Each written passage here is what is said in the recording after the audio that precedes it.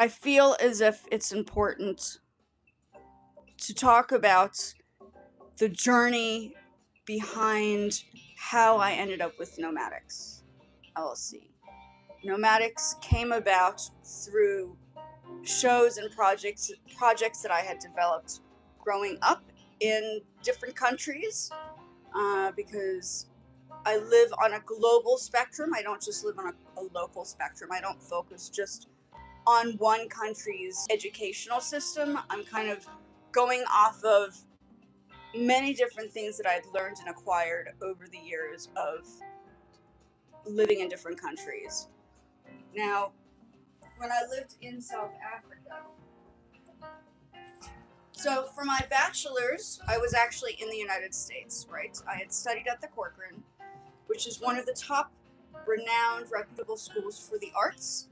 But it also did interior decorating, and I think it's now part of GW now, but George Washington University was separated from the Corcoran. The Corcoran was finally taken over by George Washington, and the art collection paintings, or art collection that they had at the university, which was like a museum in the university, was taken to the Smithsonian. So the Smithsonian has the Corcoran collection of the arts now that was actually displayed and presented at the Corcoran, because they have the Corcoran Museum and the Corcoran University in one at one point. And I graduated from the Corcoran before it was part of George Washington University. So I'm like the older generation of what they're now kind of implementing and doing now within the arts. It's like, it's different. It's the way things are doing, is the way things are happening now with the Corcoran are a lot more. I like the fact that there's diversification, but I am not sure about how they're implementing it, right? So I'm not teaching there, so I don't know their experience and how they're going about doing it through their process now. I just know that I was at the Corcoran before the transition happened. So I was there when it was actually the museum and also the university at the same time. So in our class, the year 2001 or 2, I can't remember the dates. I think it was 2001 or 2002. We had about the total of 200 students in the entire class. So it was a very small university in regards to the amount of people that actually studied there, because you had to be selected, right? But also the amount of students in a classroom were very tiny. So we had personal one-on-one courses that we were able to kind of like work with instructors, right? And they would guide us through the process. So that was one element. And once I left the Corcoran and graduated, I had moved over back to South Africa. I was in a bit of a complex relationship, so I moved away from that situation, and I thought the best thing, and everybody said the best thing I should do is probably move back with my parents, which was something I really didn't want to do, right? Because I had all this freedom, and I had all the things that I was able to do, and things were happening, sort of, kind of. But it was always a little bit on the edge, because I never knew where I stood in this crazy relationship that I was in. So I'm glad that I sort of moved on from that, right? That was like, that's a thing of the past now, which is good. And while I was back in South Africa, I basically before I ended up doing my master's, I was like basically doing fashion at Lysoff. So Lysoff became another element, like the fashion side of things. The only problem was I had already done my bachelor's degree in the arts, and the first year of fashion is basically the first year of freshman year in art university. And I was just like, I don't know if I want to go through this again, because I'd already known how to draw and I paint, and I did like all these curriculums and all that stuff. So starting over again was a bit of a problem. So instead of like finalizing and going through with finishing up, I think I did 1 year of fashion, right? But before that, I was actually working with designers, and I was in Japan, and I apprenticed for a designer. So I felt like I was getting a lot of stuff going on. And don't forget, all of the stuff that I went through is way before social media became like part of like our lifestyle now. So I'm talking to the people who are like maybe finishing up university and they're like lost because they don't have a job and they're having a hard time trying to figure out what to do. I'm like, don't wait for the job. Don't wait for the job. I never waited for the job. I didn't always have a job available when I finished school. I made my jobs happen. I went in, I put projects together, I manifested the vision, I gathered people, and we put things together. Whether it was in a project that was for maybe a university project that I did for Wits University in South Africa for the Masters, University of Witwatersrand. I mean, that's like, I say Wits University, but it's actually University of Witwatersrand. I don't speak Afrikaans, so I didn't think that there was a need for me to live in South Africa. It was just nothing that was my focus. So I chose to do projects. I chose to develop things. Let me just see where this is. And this was one of the projects. This is at the Smithsonian. And this is where the start of the name Nomadics came from. Okay, 2000 and, when was it? I think this was 2009. Yeah, it doesn't say the exact date. It just says September 20th. This is when my exhibition was. Saturday, the 24th October to the 7th of November, right? And I called it Nomadics. Okay, so that was like the recycling and the concepts of how to develop a project out of nothing. Everybody talks about, oh, we want to get on to making money. I was like, well, that's great, but don't you want to learn the back end of how money is made before you actually do it? That's the thing, right? It's like you can't just dive into a project and assume people are, and make no mistake, these projects that I did in the past, I did not get paid for these. Maybe I sold 1 or 2 paintings, but when I put the shows together, the shows were basically, it was basically put together when I was not earning. This is like you assume that everybody's needing to give you money, but it doesn't work. When you're doing apprenticeships and you're getting education and you're doing projects, this is what I think happens. I think the more projects you put together, the more you become qualified, even if you don't get paid, to prove to people, just like you have community service, to prove to people what you're capable of doing. And in the end, maybe you've learned enough that you're ready to fly off and do your own thing and not worry about other people hiring you, but you actually create the jobs yourself.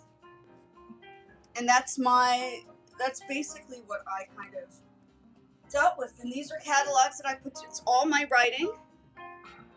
This is after I had written all the documents and paperwork. Okay. Where is it? This is from a dance company when I Ballet Theatre Africa. Okay. We were busy strategizing on how to put this project together, so we had meetings upon meetings and projects upon projects and analysis and how to accomplish a large event. Now, obviously, I was not the dance company. I brought in other people to do like the fashion and the music stuff. I ended up doing like a little bit of like a bit of a disc jockey, besides having a few items. But yeah, this was after I'd done the Goethe Institute project. And the Goethe Institute project was quite an amazing experience. That's how I ended up getting projects upon projects in South Africa. It wasn't a coincidence. This was indeed things follow when you put things together. To just drive you through my site.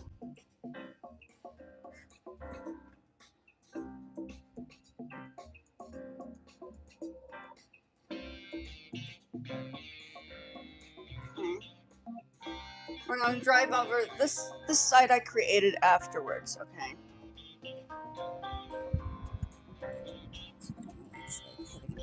Okay. So as you can see, let's just go into, let's go back to this one. Okay.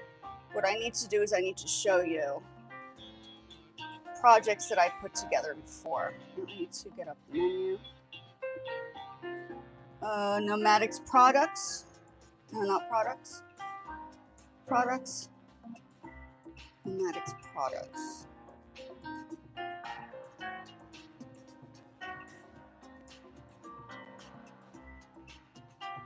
Okay, that's interesting. Okay, so there were times where I was doing music production. And okay, so there are like a whole bunch of things. You have the Corcoran it was like a project which led into the masters. This is the masters underneath. Here are the images. You can definitely see them. I don't know if I can expand those. I don't think you can. Okay, and I put projects together for my masters. And this was the starting point of how all of the other things came about. I do have some music on my site. Okay, and then I shifted over to Guitar Center. Okay, and then I was working at Plaza Arts. But even before that, I had been putting together, while I was moving and shifting countries, I made sure that I kept all my documents.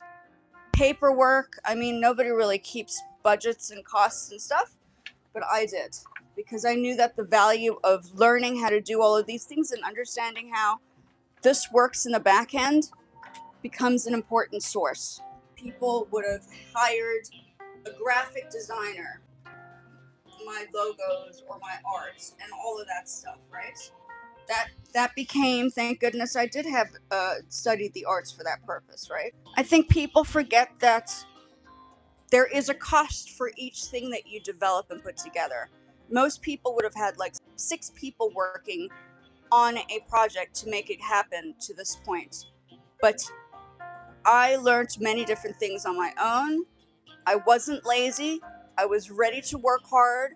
I had lots of skills in office situations like embassy work. So I knew what budgets were before I even started the process, right? I didn't just come from an art background. I came from a background of business assessments as well because of my dad's job. My dad was in government. These are former projects. You are welcome to look at all of the things that I've done in the past. This was actually something I put together in the United States. I think one of the last larger projects, bringing students together and the artists and putting it together. And it is underneath Nomadics. Okay, it was registered underneath Nomadics because this is like I was moving out of the arts and music environments and bringing it together. But it costs money. I mean, if you want to look up, you guys should take a look. This should be your homework. How much does it cost to put a website, to WordPress together? Do you have skills to put the WordPress together? From what I've researched, it takes about $5,000 to $5,000 to have somebody else do it for you. Okay, I did that by myself. Doesn't mean to say that I wouldn't charge people. Okay, there's a difference between developing a project for oneself and knowing that the person has the skills and that skill qualifies or equates to that particular price. Graphic design, that's another $500 to $600. I mean, you can look through this thing. Jingles, music production, I already do it. The music you're listening to right now is stuff that I've produced.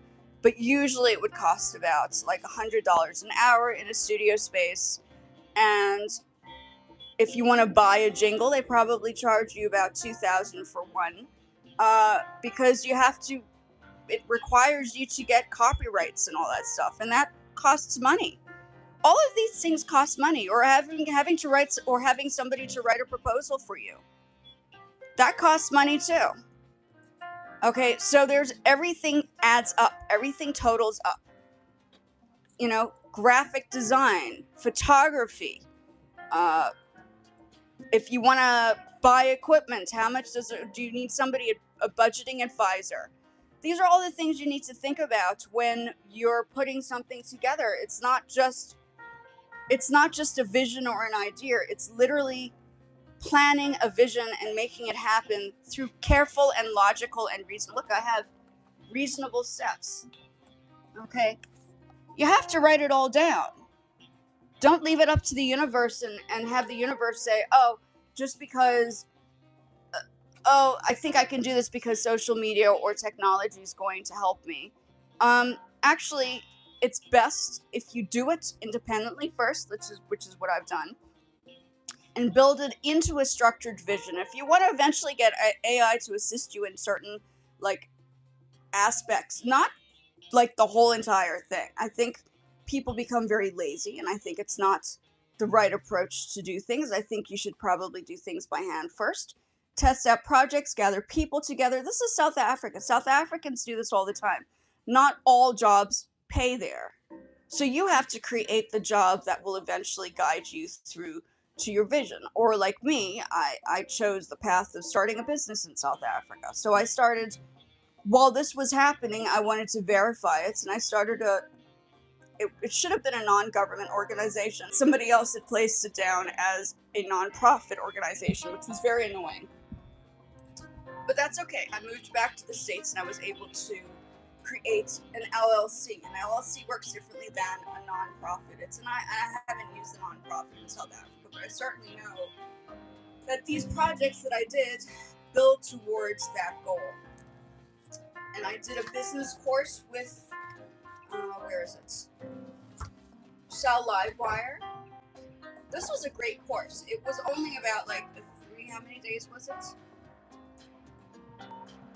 5-day program. 5-day program. This was a 5-day program, but it was intense. This was like cramming a whole university curriculum of business construction and business development in 5 days. And make no mistake, while I was getting this organized, I was in university. I had school, I had work. I was not lazy. And I think the most important thing to understand is if you're going to do like a business, you need to be self-motivated. Because if you're not self-motivated, all I could say is sorry for you. But that is the downfall of success. Successful people work very, very hard. Even behind the scene. Okay, it's not just in front of the camera. And make no mistake, those viral videos, we didn't have viral videos to become famous back in the day. We had other means. We had newspapers, we had television, we had articles. I was in a couple of articles, I was on television, I was doing projects, I was out there, I was being proactive, and people heard about the projects I was doing. So make no mistake, it has nothing to do. You can become successful without social media, and I've people have done it before. People are out there before social media. Social media is cool because it's out, but once you become successful, you better have a plan. Just because somebody knows your face doesn't mean to say that you have a backing plan. What's that going to do? Or do you have a successful vision? Do you have a strategy? Is there a goal that you have in mind that you're trying to do? Are you trying to help people? Are you trying to help yourself? There are all these things you need to think about. But I did say that my worth, okay, the company that I put together, because it is a lot of work. I might be one person, but this one person knows how to do technology. I built all my sites. I build my proposals. I write my catalogs. I do my budgets. I get the projects together. Okay, this is not like a one-time thing for me. This is something I've been doing for a long time. And let's go into this. Okay, and then other things, qualifications that I got here in the States for business. I think sometimes those certificates are for, this is my personal opinion, for people who are trying to get business certificates. They have you run around in hoops. This is my personal opinion. They waste your money, okay? They have you run around in hoops, and in the end, you owe them money, so you can go back and get another certificate. And I actually don't agree with that spectrum. I think learning the courses that they probably give you are great, and obviously, you know, that's like important. You have to do the courses, right? Course structure. If you don't want to do the course structure, then go out and learn how to do like developmental projects on your own. I don't know. Courses are good, but not when the courses constantly say you need to update and upgrade and go get a business account. I mean, there are all these things you can do and bypass the whole concept completely, which is what I haven't bypassed the business angle because I obviously have the business. I have the LLC. Once you own an LLC, that's already as qualified as you want to. That's your proof. You're proving that you actually can maintain and sustain a business. You have to pay every year, right? Just like you have to pay for websites yearly. I built my WordPress in 2003, 2004. Mind you, I never had time to rest. I was never resting. Like everybody's like, oh, I'm staying at home and hanging out. I was like, that was never a thing for me. Never. This is the first time I'm finally like settling down and kind of putting things together. But I was always hustling it. I was always out there doing things. This was you can zoom in. Let me just see if I can extend this out. Okay. That was my master's. This was at the Goethe Institute. Okay, I don't have all this info, and there were a lot of very famous people here. Professors were here. Musicians. This is another thing that I put together besides the arts and a discussion. And the topic that I chose for the masters, we had the music. Okay, and you can see I'm very tired. I mean, I'm drained and exhausted, and look at I was very, very thin back then. Like I was constantly moving around. This was at this project. Okay, this was at the art space. I don't know if they still exist in South Africa, but that was the art space. And this article from the art space, dealing with business and environmental questions, is actually at the Smithsonian. So I'm never one for not having something. Okay, I'm always busy with something. I'm not waiting around for somebody to give me something. I make sure that I make it happen. That's like the first step. And if you break it down, if you go onto Gemini or another app, another AI app, and ask them, how much does it cost to put a website together if you don't know the skills? How much does it cost to put music equipment together, or ask a recording studio to make a jingle for you for maybe your channel or your business? How much does it cost for a graphic designer to come in and do your work? How much does it cost for a team to delegate each person to do the budgeting, and another person to do your proposal writing, and another person to go out and find grants? Every single one of these things costs money. Oh, and you can't forget, if you don't do anything correctly and you take ideas away or take ideas and repurpose somebody else's ideas, you'll have lawyers on your case.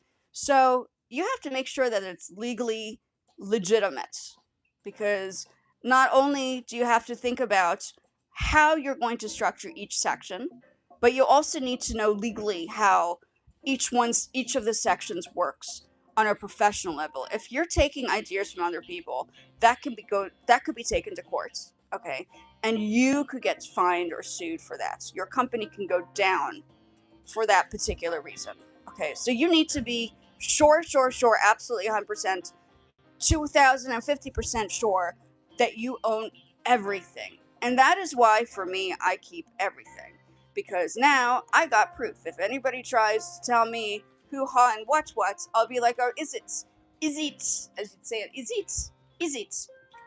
I was like, well, if you don't have any proof and documentation to show that this is everything that you've done for yourself, then I highly recommend getting a lawyer, because that will be the be end and end all to your future endeavors, because you will that is like a biggest thing. This is South Africa. This was budgets. Look, music composer, making a CD, hooked on classic action and performance, videos, billboard, marketing, publicity, And in most cases, people will go off and find grants and sponsorships. So you could do that, but you still need to have evidence behind your backing to prove that these are the things that you can do, or else you could get yourself into mucho disasters. Okay? So I keep everything. I learned that with my master's. I learned that with my bachelor's. I learned that when I worked in government. If you don't have the evidence and the proof of the first process, like you want to make sure that you have everything tracked. That's the other thing. Okay? And yes, those costs, they add up. They add up. I don't know if I need to get into how much everything costs. I think these days you can go on and ask Gemini or other Claude what it costs and how much it takes to build a business up from scratch, and they will probably give you the honest answer. So I don't think I need to go too much into that. That could be research you guys can do on your own. All I know is what I had to do to get to this point to know that I own my own business. Okay? And I don't need anybody working with me. Like that's the point, is I don't need to hire somebody to do the back end of my websites because I control that. Okay. So just by getting updates and having other people do the back end of your projects, most likely you'll still have to pay that $2,000 a month or a year or whatever it is, just for somebody to get into the back end and update it. So you might as well have the keys to everything you own, so you know nobody can take it away from you. So say you lose a job, and your job, like you're left out in the cold and you don't have anything left. Have something you own. Even if it's on the internet, have something you own, because that will save you from the headache and the stress of trying to go out and find something that might not even be existent. It's not that AI is taking people's jobs. It's more like, are people putting the efforts and the energy into making the jobs happen for themselves to make the jobs possible. Don't forget, there might be thousands of jobs out there, but there are also thousands of jobs that are losing their business because maybe it's not growing with societal progression. The developmental business structure is not working. I don't know. It could be a lot of things. So you want to have something that will hold value over time. And it took me a long time, mind you. This took me 20 years just to get to this point. 20 years. 20 years. Just think about that. Most people who are listening to this might be 20. I'm double the age. I'm double the age of 20, okay? Double and a half. This takes time. And for me, it's nothing, I'm not...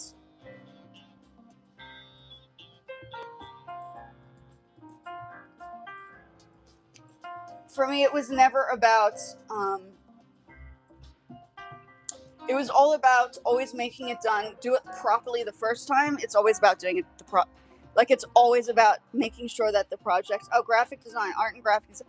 So in this one, my paintings, and then I talk about how much, this was a while ago, I don't know how much, graphic design will cost more. Book development, you can find my book on Amazon. I mean, another thing, if you're wanting to make products, you would probably hire somebody to do the photographs for you in your artwork for a book, for instance, if you want. Or maybe you need somebody to write you a book because maybe you're not a great writer.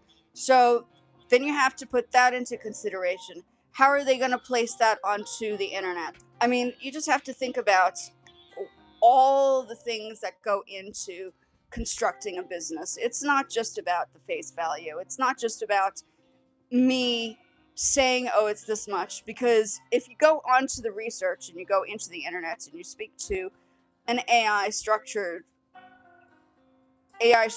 speak to any AI, they will tell you how much it will cost now, how much it will cost right now to build up a business. I think most people would just give up on doing the research. By the time the research is done, people would probably eventually just want another person to finish it up for them, because I know people. I worked with a lot of people in the past, and they've let me down on many occasions, and I found that somebody who is focused and dedicated, in the end, it might even just be better working independently, because the headaches that go with working as a team or collection with people that are not right for your situation, who just want to steal your ideas and run with them, might not necessarily be the best approach. So in my situation, I am so glad that I didn't just have the idea. I actually had proof of all the projects that I'd done in the past, and formulated it into, and I learned how to do the tech stuff, the IT stuff by myself. I don't necessarily write code, but WordPress is really, really good, because I think when people were panicking about coding, WordPress came out. WordPress was the next evolution to removing that whole coding panic attack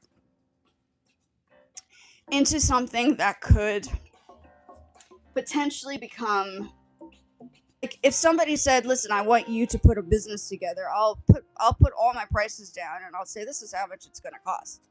Are you prepared to invest that much into maybe a one-person show to put it together for you, to make sure that it's accurate, to know that you're safe from copyright, not just on social media, but in the world of business? People need to research what logos are okay to use and what logos are not okay to use. What symbolism is right and what symbolism is not right. There are all these formalities that people forget to talk about, that I think people are just not aware of the reality of what a business really means. It's not just getting onto a platform and building up a vision from scratch, because maybe there is no plan. You're just kind of putting it up in the air and visualizing something and trying to make something work, and maybe that's not the approach. Maybe the approach is to write it down, plan out a couple of things, sketch it out, maybe gather some friends up and see what you guys could do together as a collective and see what can be done.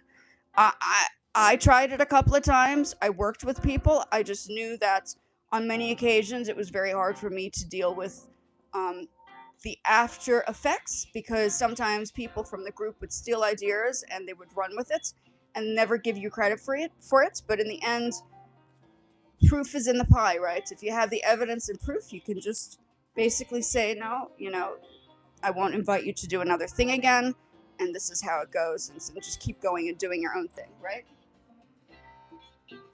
So that is like, all of these are life lessons that I had to go through to learn on my own. Let me go into this. Wix costs money, and they charge a lot to upgrade and do all sorts of things. For me, WordPress was the most logical approach. It takes a little bit more work. It's a little bit more technical than Wix. But I think if you understand the mechanics of something that is closer to what a coding format feels like, you understand why people charge a certain amount. And maybe the reason why it's important to learn how to do these particular skills independently. So it's not just about learning business through a business course. It's more like learning each department independently. Like, I learned each department independently. You can see on my channel. You can go through my channel and I make sense on each one of the departments, because I learned all the skills from each one of them. I'm not a lazy person, and I am the type of person who, I do music, I teach music, and when a student came in and said, sorry, I didn't do my homework, I'll be like, now why didn't you do your homework? What was the reason? Give me an explanation. Did your dog eat your paper? What's the reason? Oh, no, I didn't feel like doing it. Same thing applies. You can't just leave it up to the universe to have the universe arrange and organize the papers. You need to, and it's paperwork, eh? You can't just have, you think AI can help you write a paper, but if you have to write the paper and you have to implement the project and the vision, and AI can't do that stuff for you, who's going to do it for you? because AI doesn't have an AI assistant that can actually physically put the projects together.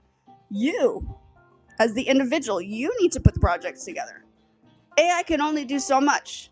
You need to be physically involved in the process. That's the one missing part. You can ask AI whatever you want, but unless you're the one that's actually putting the actual work into it, forget it. It's not going to happen. It's just going to sit there and you're going to look at the screen and say, I don't know what to do. So you need to be proactive. That's the key to success. Successful people are proactive. They get involved. They interact with a process, a vision, a project. It's not just an overnight thing. I have been doing this for many years. Okay. So when somebody says, if I look at a screen, I don't just look at a blank screen. I look at how I'm going to implement this whole idea and this vision that I have in my head into the screen. Like, I'm not doing a normal YouTube channel where I'm just following everybody else's format. I'm creating it like a website. If you look at my channel, you can see what I've done. It's not hard to understand if you look at it closely. So I'm coming from that environment, and my friends from back in the day, they were all like IT specialists. Before they were doing IT, they were like master video gamers. Like, these guys knew what they were doing. So those who do video games, you should have the skills already to be able to now learn how to put something together that will be successfully, you can earn successfully. Video games are cool. You can build your own video game. That's probably good money. But to build a video game, you need to understand the back end of how to structure it and what the images are going to be like and what are the characters going to do and how are you going to put this together. So there's so many layers. It's about layering, just like production. Just like I've proven on the lives. Production is also layering. This track, they're like about 10 different layers into this track. Okay. And I can use my music whenever I want to because I own the rights to my music and I will not get copyright strikes. So that's another reason why knowing the laws and the rules of the world on the internet is probably a good thing to do. Okay, I've had my talk. If you want to do your research on what everything costs, feel free to. All I know is most people will stop halfway. They'll say, okay, now we have a plan. This is how we're going to formulate it. And once it gets down to the work, people don't do it. People stop right there and then they just give up. The point is never give up. Keep going, push forward, and make it happen. Even if it takes a little bit longer, you will be absolutely ready to go for business. And if somebody says, hey, that's my idea, you can just go like, hey, this is not your idea. This is all the work that I've done to prove the fact that this is all the stuff that I've been doing for all these years. So they can't steal anything from you now, okay? I don't have a housekeeper. I clean up my space. That's another thing. Very good. The Japanese, the Nihon, the Japanese are so good at teaching responsibility at a young age that I think the West needs to take a lesson from their book. Okay, I lived in Japan for 9 years. So I took a lesson from their book. And you know what? They are right. I learned in a kindergarten. They taught us how to tidy up and clean up after ourselves.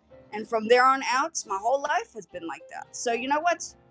It was a good lesson. And I am very proud to have said that I lived in Japan. I went to a Japanese kindergarten.